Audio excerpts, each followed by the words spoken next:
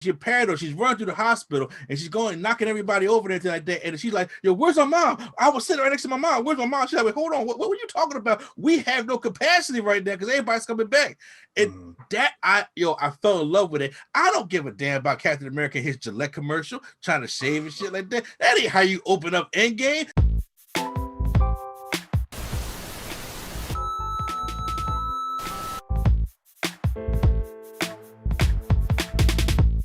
On YouTube, that's the place we show Mr. A&E. Welcome back to the television experience, and of course, with me is the anime hero Swag on Zero. How's it going?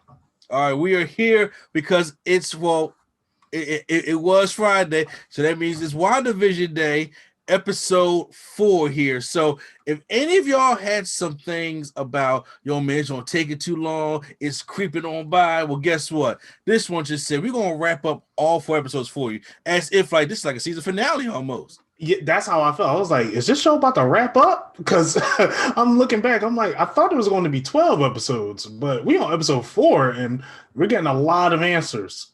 Yeah, like still a lot of questions, but a lot of answers right now. Yeah, honestly, I thought brought a little bit more questions. So usually what we do here is we give our quick recap review of how we liked about the show, and then we get right into the spoilers and then to the breakdown. So first off, Swag, tell me how you like this episode. This episode was phenomenal. It was more. I was happy because we got a lot more grounded than what we had previously. We got back into our world, and we got to meet some characters that we never that we haven't seen in a while. You probably won't get this, but the guy from Always Be My Maybe I forget his name, Agent Wu. He's from Ant-Man. Of course, I know him. No, I was going to bring his reference from him in The Office. Oh, because he played Jim pulled a prank on someone in the office. Yeah, and he pulled a prank. He had him come in and act like him. So he was like, Jim is not Asian. He was like, I've been Asian this whole time. What are you talking about? So Asian Jim. It was great to see him again. I'm a little glad I'm glad he wasn't as like super toned down with his comedy, because he was hilarious in Ant-Man and Wasp. Yeah, but they didn't like lower the comedy aspect with him. Same thing with Darcy. I believe that's her name, Dr. Darcy. Oh yes, from Two Broke Girls. Thor. Yes, Kat Dennings. Man, it was great to see her. I was like, I forgot her fine ass was in the MCU. I was like, oh yeah, there you are, girl, man. It's been a minute. I was very happy to see her. She just completely shut it down. Just coming in, taking charge, and all that, and still playing like she's that doctor, but she still had that great comedic timing to her. And then we finally get the official announcement of Monica and Rambeau. And yes. I was like, my Captain Marvel is here. Ooh, she came along with direct. Yeah. I was so happy to see her. And then now, I'm sure you're going to go in. I'll let you talk about the opening, but I thought the opening was the strongest this series had. This was the strongest. This probably the strongest. I was going to say that the strongest MCU opening that we had since Infinity War.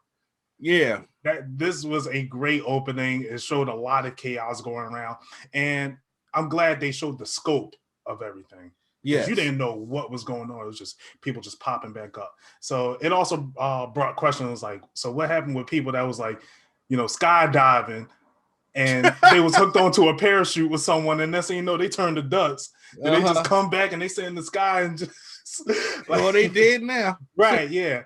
And we got a little bit of history of her mom and a little bit of history about S.W.O.R.D and all that. So it was a packed episode, and I'm very pleased. This is definitely the best episode we had so far. Okay, and you grade it as? Oh, this is a complete nerdgasm. Complete nerdgasm. This, if I had to choose which episode I wanted to watch again, it would hands down be this one. Yes. So once again, we're episode 4, and I agree with everything Swag has said. This episode, first of all, was about the women. I like the women taking charge. The women having excellence in this show. So say we put a big spotlight on the women. I would go to side characters in general. Yeah. Like just all the side characters that we really don't get shine from in the MCU movies, they really like. I would like to see just a show of them. Honestly, it'll be better than S.H.I.E.L.D. It would be, but it was just a lot of the women from to even Wanda to even homegirl from Thor. Yeah, they did the work right. in these episodes. So I appreciate the women got to shine in this episode as well, along with we are now it wrapped everything up in a little bow, which actually made me appreciate the first 2 episodes a lot more. Right. Even though we said that we enjoyed the first 2 episodes, but this made me appreciate it a lot more. Now I can like watch it like full, like almost like a mini movie. Right, right. And watch it in full. So now they really open up the door to where it came from. So I'm not going to keep repeating myself, but I give it a complete Nerdgasm. Now, you guys have been warned. We are now in the spoiler section of everything. So we're going to give you breakdowns, little Easter eggs, things you may have missed, and all that other stuff like that, like we did in the last video. So you guys have been warned. It's spoiler time. So now let's get on into the breakdown. So the episode starts off with Monica Rambeau like forming back. And I didn't know what was going on at first. I didn't either. I thought that was Scarlet Witch. I was like, did she do that to her? I'm about to say, I was like, Jesus. I'm about to say, we saw her do that at Age of Ultron, just turn everything to a particle level. Yeah. So I was like, I hope she didn't do that to her. That's what I was saying. And she was coming back, and we heard as she was coming back, we heard the little dialogue from Captain Marvel. Lieutenant Trouble. Of what did Captain Marvel call her? Agent. I forgot. I honestly forgot. Yeah, I'm gonna tell you right now. I don't remember anything from Captain Marvel. Well, you know what? I tell you, Tika Soda's making me go back to watch it real quick. I'm about to say just to go back to watch some of it, but she comes back and then she's like, she goes out to the hospital, and then there's chaos everywhere. I mean, this is everybody's come back from the blip. Now look, Spider-Man Far From Home, they was cheesy. They had a little mini funeral. Everybody came in, they turned into comedy. No, this is what I've been saying on the podcast of what should have happened at the beginning of Endgame. You come back and there's chaos. That's how it would happen. And she's paranoid. She's running through the hospital and she's going knocking everybody over there like that. And she's like, yo, where's my mom? I was sitting right next to my mom. Where's my mom? She's like, hold on, what were you talking about? We have no capacity right now because everybody's coming back. And that I fell in love with it. I don't give a damn about Captain America, his Gillette commercial, trying to shave and shit like that. That ain't how you open up Endgame. This is how you open up Endgame. Okay, so I was like, okay, now I got my opening in a TV show. Ain't that some shit? I got my opening in a TV show. Before we get that, people in the comments are going to say, we know they weren't going to come back in the beginning of Endgame. We're talking about them disappearing in the beginning of Endgame. Disappearing. So they were going to. They were going. I know. Before you watch it, no. Yes, he's right. I wanted the chaos of people disappearing. The school bus driver disappearing. Like, what happened to them kids? That's the kind of chaos. But what about Hawkeye? I was like, I said I had to get a Gillette commercial type of thing. But you know what? So as she comes back and then she talks to the nurse, she's like, "Hey, your mother." She's like, died. She's like, no, she was doing better. We was going to the therapy and everything. That she said, yeah. Then the blip happened, and then you disappeared, and then so she died. She died 3 years ago. So she was 2 years into the 5-year disappearance, but she always had hope that came back. That hit heavy at the beginning, right? So now we have Monica Rambeau that is trying to exist in this world that she's been out for 5 years. And so then, when she goes to the S.W.O.R.D base, which we now found out that her mother helped found the S.W.O.R D, just like Agent Carter helped founded S.H.I.E.L.D. So she helped found the S.W.O.R D, and then her OID works. And then there's a little as she's walking back there with the FBI agent, they mentioned something. Because remember I told you last week that S.W.O.R D, instead of they changed the W from world to weapon. Yeah, they changed it to weapons. I saw the acronym, the full. The whole acronym. So now they were saying that if you heard the guys say that they now are specializing shifted in away from manned missions and refocused on robotics, nanotech, AI, sentient weapons, like it says on the door. Right. The first thing I thought of was Tony Stark's suit. Yep. Which was the nanotech that he uses for things. It's nanotech. You like it? So the question is, did they take, Tony Stark's suit after he passed, after he died, to weaponize it in a way? I'm pretty sure they're going to salvage everything he done. They're probably gonna salvage everything he done. Before we get to that, part of me is like I feel bittersweet about.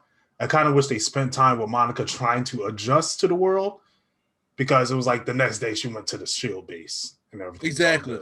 I kind of wish we had to like her like what is like we already got the confusion, but her getting used to what's going on. Mm-hmm. But I further in the episode, I'll bring this up a little bit later as well, but it further shows her like how well she adapts. Yeah, and I'll bring that up later. Okay, yeah.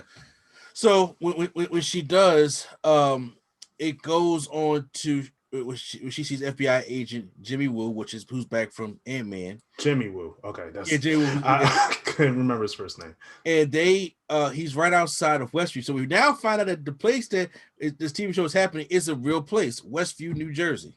Mm-hmm. And there are two cops that no one heard of it. I didn't want to make it that way. And two cops, was telling somebody that they couldn't go through. So she sends in a drone, which is the drone that she sends in is the drone that Wanda does find in episode 2. Yep. So I was like, that Bermuda type thing. I'm thinking right. It was like it got stuck up in there. So I was like, okay. So now we're seeing how this thing happens. So as Monica goes to touch the little Shield 4 base, she gets sucked in. Mm-hmm. So which is showing that this is all episode 1, 2, and 3. This was actually, happening before. We're going backwards to go forward, right? In a way. So, and now we're in there, and then so now they shut the S.W.O.R.D base, and now we see the return of Homegirl from Two Broke Girls being there. We are looking at them all in a television show. And I like what she said, I need somebody to go back and give me an old TV and nothing flat. Like and when they put up that the frequency actually worked so it can play through the whole TV. And I like, if you pay attention in the back, Jimmy Woo, when he's writing down stuff on the whiteboard, it's all questions that we had as YouTubers. Yeah. Yes, it is. I did notice that. I was like, Marvel, you smart. you smart for that one. I like that. For that one. So then we get the answers to the beekeeper. Well, as it's a hazmat suit because we was just right, who works for S.W.O.R.D. So they go to the underground tunnel. But as it seems that when he enters into her barrier, that it has to turn everything to like a retro thing to kind of fit in there, which makes me weird also because people was wondering like, could this be S.W.O.R.D? I'm not too familiar with S.W.O.R.D in the comic books. That's what I thought it was at first, but apparently not. Apparently not. I'm just saying because everyone's like, why he looks so intimidating? But I was like, but I think Wanda makes him look more intimidating. That's a good one. I didn't think of that. Exactly, because I'm just like, because we just see a regular guy in a hazmat suit. We don't know if he has anything, else to play in this, but the way Wanda reacts to him makes him more sinister than what he probably truly is. Right. And we didn't see what happened to him, did we? I don't recall. We don't know what happened to him. He gone. The upper room with Jesus. I'm just saying, he got rewinded. No. But if you recognize, I'm like, he's not showing up ever since, so he might just be shunned from existence. He might be because remember when she would cut clips out. Remember when Homegirl's hand was bleeding? Yeah. In episode 2, and when didn't show that on the TV. Where happened to Geraldine, it didn't show an episode. It got hard cut. Yeah. And it kept it moving.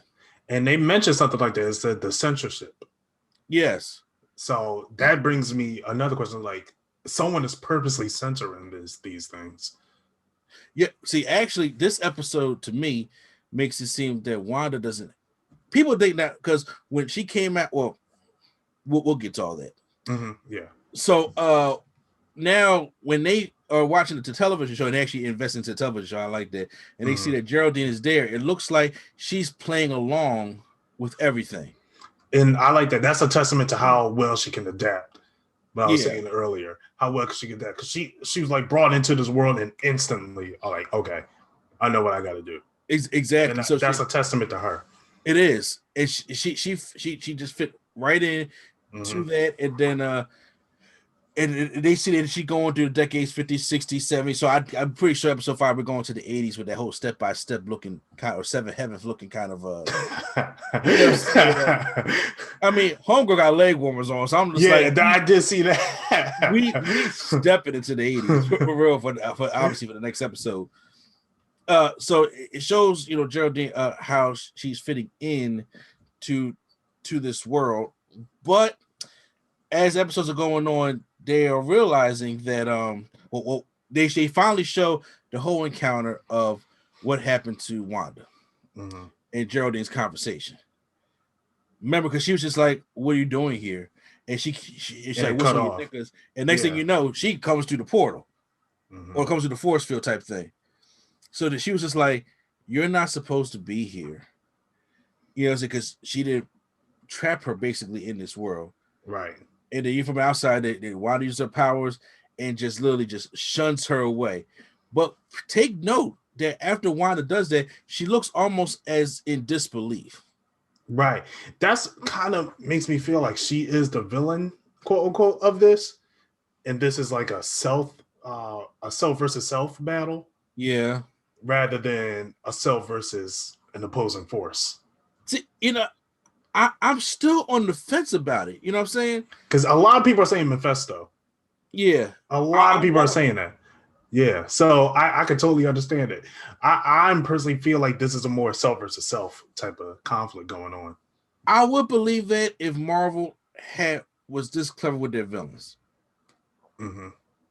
I mean, they got clever at the end when you had Thanos and Killmonger and Loki, but everybody else was just there to help enhance the hero. Right. So that is bringing me a little bit of confusion necessarily. So I don't necessarily know what necessarily is happening there. But so then they're panicking, figure out what happened to Rambo. Scariest part or the creepiest part of the whole show that I actually jumped for. That Vision, bruh. Okay. I thought I was alone. I thought I was like, yo, that Vision scared the hell out of me, bro. I was just can you, bro? You turn around and this pale face, the same dent, with this hole in his head. Wanda, you already like, whoa, bro. I would have jumped. Pretty. I would have jumped. Yeah. Also, I mean, you'll get to it. So I'm sorry. I'm saying, well, I mean, Wanda did jump, but then it seemed like that she was able to revert Vision back to who Vision was. Now so now with all that context we have, we do see that the FBI, these people that Wanda has, are people, actual residents of Westview, New Jersey. Yeah, actual residents of the town. So she probably has them trapped in there. Now we don't know if these are blimp people. These people have been trapped like if she just went to the town and trapped all these people before, after the blimp, or who knows. But these are people. You can tell the different people on the wall that these are people that was actually from Westview, New Jersey. But there's somebody missing. On the wall, they have all the key characters that's in there, but they don't have the woman in episode 2 that was bleeding in the hand. I didn't notice that. Her picture was not up there. I didn't notice that at all. So the question is she part? Is she part of the residents too, or is that people are having theories of Mephisto hiding out in that body, or that's a good point. Yeah, or hiding out in that or hiding out in Vision. Who knows? You know what I'm saying? That necessarily what it could be. Now that you brought up Vision, towards the end of the episode, we start to understand that he has become aware of the situation. Yes. Which I find very interesting. That he's starting to know what's going on, but he doesn't want to like address it right here and there. So see, my question is, if Vision started becoming aware, but see, he's not part of the blimp. So right, yeah. What is he? Did she kind of bring it back to life? Because you need that's what I'm thinking. That's what I'm thinking. She probably reached into another parallel universe. Because we all know this is going to lead into the multiverse. Yeah. So I'm assuming she brought him from another parallel universe, and he's aware that I'm dead here. I'm not supposed to be here. And that's why he keep on asking, what are we doing here? Why are we here? Yeah, but it seems like so that's what it goes back to when it comes to what was the black guy's name? Herb. When he was like, we're all here because of, I'm either thinking because she is trapped because we killed, or we're all trapped in here because we're all her little mental breakdown show. Right. And we all live in Jersey, but we just can't get out of here. Right. So as Monica gets shot out through the force field, she has this little red orb that's still surrounding her. Mm-hmm. I'm thinking that this is how she becomes her superhero counterpart. Most likely. What was her name again? Spectrum. Okay, yeah. I mean, I know she's going to probably appear, in Captain Marvel 2, most likely. Yeah. They did announce that her and Miss Marvel are going to be in Captain Marvel. So we might get that Miss Marvel a little bit early. That's more interest. That brings the movie more interesting to me. I wasn't planning to watch that anyway, and now I was like, okay, you got two characters I like. Yeah. So so she's back and she says it's Monica. I mean, she says it's Wanda. It's all Wanda, and the show goes off. Yep. Yeah, I was like, sad. I was like, we just getting into. I'm like, getting damn, this is too short. Yeah, these 30 minutes is too short. These 30 minutes, I can't do. Right. This felt like it was 20. I was like, man, it ran through to me. And I'm like, man, I was like, come on. I was like, maybe if I refresh, I get episode 5. and you know, Disney be trying to tease me by putting the episode 5 promo up on YouTube. Yeah, I haven't been watching any of the promos. So, oh really? Yeah, I want to go in kind of blind. Kind of blind? Yeah, it was kind of right there. I was like, should I fat react to this or what? I would say, but no, I just end up watching it. So yeah, so that was the breakdown of episode 4. So now, where do you think this is going to go for episode 5 now? I think we're going to go back into Wanda's world. Yeah. And start to explore more of what's going on. Now, it says we're going to do the 80s. Now, I remember in the trailer, Vision was in his old style costume, and it was Halloween. Yeah. I'm assuming we're going there. Where Vision, we're going to spend more time with Vision with him starting to be aware of what's going on. Yeah. Because, Marvel loves to do those Easter egg things where they just throw it in there and then they let it progress throughout the series. Mm-hmm. That ending was key, especially when he was sitting on the couch. If you look at his face, he does look concerned. Mm-hmm. He looks highly concerned. So I feel like we're gonna get a lot of that. We're definitely gonna get a lot of that. Yeah, I'm curious to see what's gonna go with Monica Rambeau. Mm-hmm. What kind of if she gets affected by this, has any powers from this? Mm-hmm. You know what I'm saying? As she got zapped out, are they gonna be able to go back into the world? And then who is truly controlling? I mean, if Wanda is the villain, it's just like, then it ain't gonna end good. Exactly. If she's the villain, and I'm like, does Marvel got the balls to do that? I mean, real, do they got the balls to actually do that? And I hope they do, because if we're all being honest, Scarlet Witch got the short end of the stick in the movies. She is. They really underpower her or undersold her power. Yeah. Even though Kevin Feige said Captain Marvel's the most powerful, she's not. She's not. Scarlet Witch had Thanos by the neck. You know what I'm saying? Is about to kill him. Not at all. Yeah. He was like, kill him. I don't care who. I don't care. Yeah. She was really about to do that. And then we saw her do that particle level attack in Age of Ultron when her brother died. So it's like I feel like they wasn't sure how to test her powers, but this is the series to really open it up. And then into the into the madness of the multiverse is really going to have it shine fully. Okay. So, you know what? I mean, I'm kind of expecting that to happen also. Mm-hmm. You know what I'm saying? If that's necessarily the case, but I have my thing that I fear that may happen is that we're going to turn this into Hydra something, because the hints of Hydra is not going away. Yeah, we didn't really get to we only got like 2 hints, the Yeah. watch and the soap. Were the only Exactly. hints that we got. So yeah, you're right. And like I said, now I know that Monica Rambeau mentioned that you know, with them changing the S.W.O.R.D acronym, that because you know they don't do the world or alien looks anymore because they have allies up there, meaning scrolls. Because you know, in Captain Marvel they became friendly with the scrolls up there. Yep. And her mother did go to space, but so I have a feeling that it's another Hydra infiltrate type thing. Remember, she's been gone 5 years, and she just comes back to work. Right. And then, you know, nobody really explains something to her other than give her a new ID card. And all of a sudden the acronym is changed and all that stuff like that. And I think when I was talking about the Tony Stark nanotech type stuff. Oh, you think they're using it for Hydra weapons? Yeah, I think Hydra has just not gone away yet. Oh yeah, I know for a fact Hydra is going to be here for a while.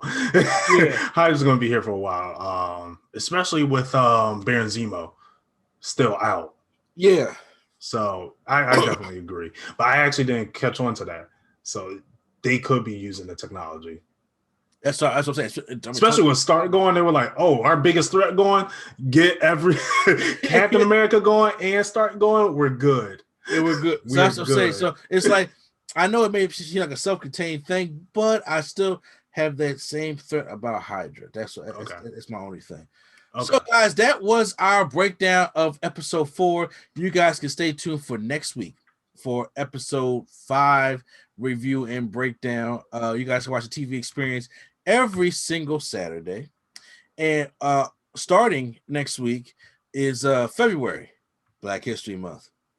And of course, as you see us in living color, we're African Americans. So we are going to be what? Somebody, you know what? They're black. That's how people responded when Beyonce did Lemonade. Oh yeah, black. There's an SNL skit on there. I'm not sure you saw. Yeah, I did see that.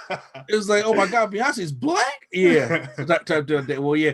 So I do plan on bringing you another TV experience breakdown along, even though everybody saw it already, but some people haven't yet. So we're going to break down Lovecraft Country. You know what I'm saying? For our TV review all through Black History Month. So I'm going to make sure I get swag on that this week. And you know, we're going to have some episodes recorded of that and everything, especially this Norwegian is about to come. So you ain't going out there and doing nothing. Oh yeah. I just heard about that today. I was like, what? I'm like, what? Again? Yeah. Well, yeah, it's sounded pretty rough. So I'm just like, so yeah. So stay tuned for that. We should have a couple episodes up next week, and then we're gonna review it. It's only 10 episodes of Lovecraft Country. That's nothing.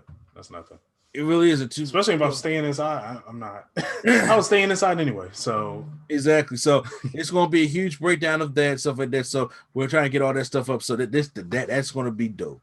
So make sure you guys like, subscribe, and share for all that great content. Hit the like button if you guys enjoyed our video and breakdown, and hit the subscribe button for more TV experience right here on NC Studios. So once again, it's NC place to be. Children's Train Mr. Andy and Anime Hero Swag on Zero. Thanks for tuning in. All right, and we'll see you on the next channel.